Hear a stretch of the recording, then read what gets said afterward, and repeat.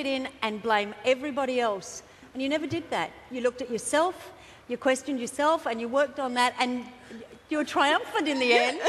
So we are going to share that part of the journey with you. There's good stuff. There's good stuff. Of course there's good stuff. We're going to do it after the break. So there'll be more from our latest leaf to fall from the eviction tree. But first, let's cross quickly to the house where you don't know about this, but our first intruder, Michelle, is eagerly awaiting the green light from Big Brother. This is Big Brother. Michelle. Yes. Prepare yourself. You'll be entering the house shortly. Yeah. Thanks, Big Brother. Is that all?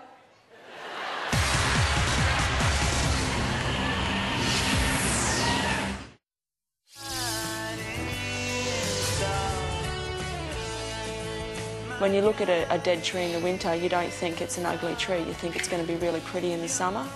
And maybe this is just your period to be a little bit, dead, and your summer's just coming, that's all. I can spend the rest of my life being burdened by a dark cloud. A cloud I didn't create. Or I can choose to let it go. It's about forgiving. It sounds stupid, but it's about forgiving.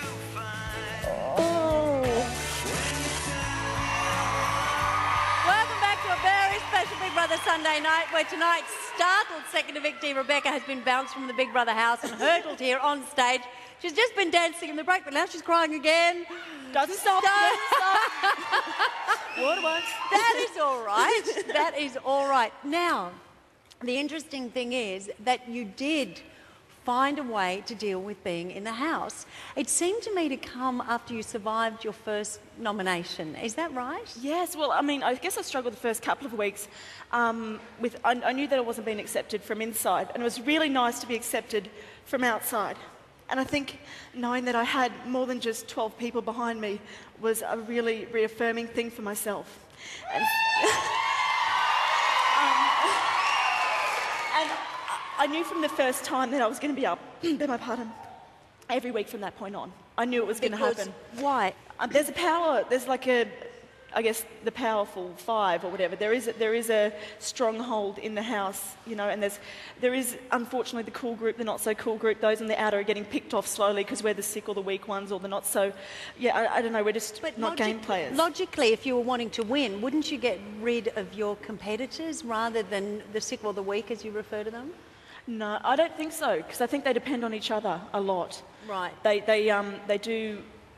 Like, for instance, if there is something that happens in the house and they want to actually confront somebody, it doesn't happen just one-on-one, it happens 2 or 3 or 4 on one, which is very confronting, because together they're strong, but individually they won't, make a stand or stand forth. And that was what I noticed a lot, because it was very much a power play between them. And did it take you a while to work that out? No. Really? And was there anything as you were struggling for those weeks that you did and you thought, oh, that's so embarrassing, I wish I hadn't done it, or... Every moment. But I wasn't really being conscious of the fact that I was doing stupid things, because if I was, I wouldn't be able to do anything in the house. I would have been limited, because everything possible action I make is probably exaggerated or stupid or could be taken the wrong way. So, you would have heard one of my nicknames is Sex Becca, not because I'm necessarily rude, but because everyone thought I was. But is there like a mantra that you said to yourself to keep on going? It's very difficult when you feel like an outsider in an environment like that. Honestly, I don't think I don't know what I said. Like, how did you keep going? I think you just go to a happy place inside yourself. No, generally it was just, for me, leaving the house wasn't the worst thing that could possibly happen to me. My life wasn't all about the house, because I know that beyond this point, this is a place in my life where I've developed a lot, but there's so much in the future for me, and I think that was the thing that I was looking forward to most, is that, for a season there is dark times, there's clouds, bad stuff happens to everybody. It rains on the good and the bad alike, but fortunately rain goes away, and in the morning there's a lot of joy. So usually you just look for that small ounce of joy in every moment. I think that would be it, the small ounce of joy in every moment, and if you find it, you can cope with anything. Find it, cling to it. Well, let's have a look, because we did see a wonderful, as I said, transformation in you as you bit by bit gathered all those bits of joy and you ended up having a great time. Let's have a look.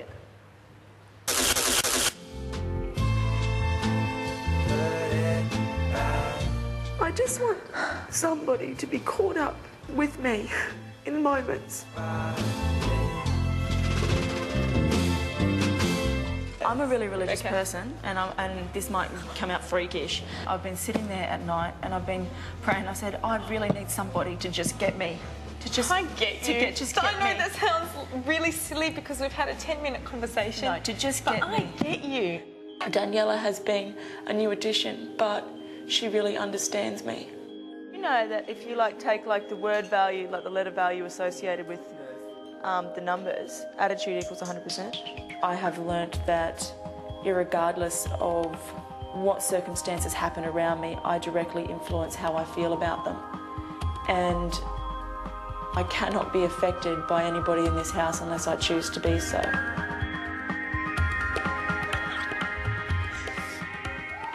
Fantastic. Now, you actually were a good friend and an advisor to people in the house, but you had a close friendship too with Jamie. Yes. Let's have a look at that, because there was a time where you weren't quite sure if he was getting the wrong idea. Let's have a look. I'm not looking for a relationship in here, and I don't think you are. Is that, you wouldn't mind it, or? I reckon that'd be fantastic.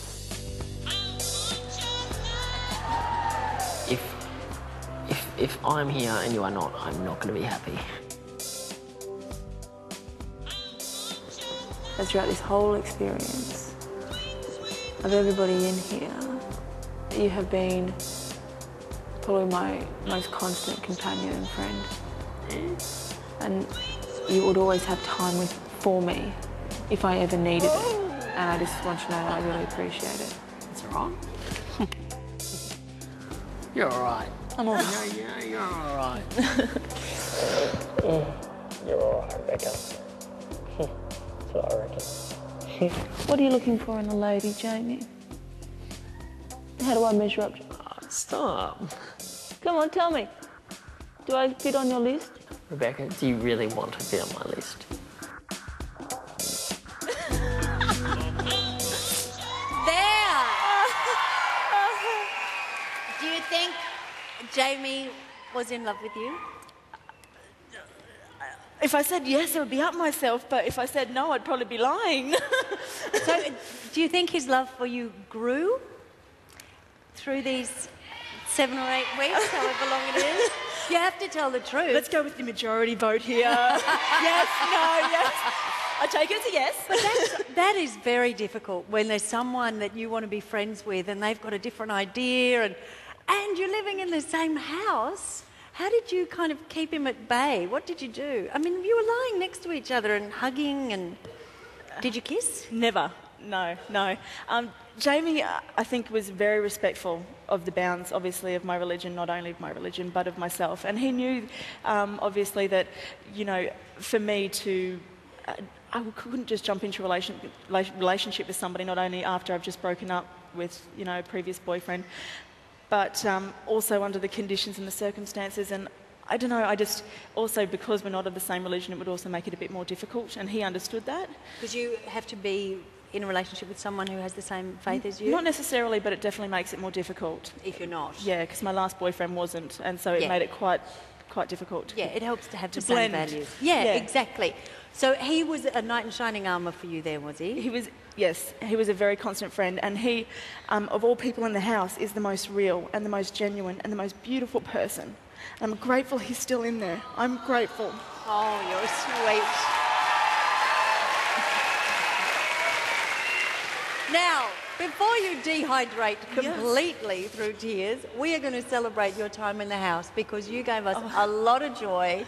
Fantastic housemate, and what a unique individual you are. It is not an easy path for someone like you, but what a joy for us to share you. So let's have a look. Thank you. Close your eyes, head down, here we go.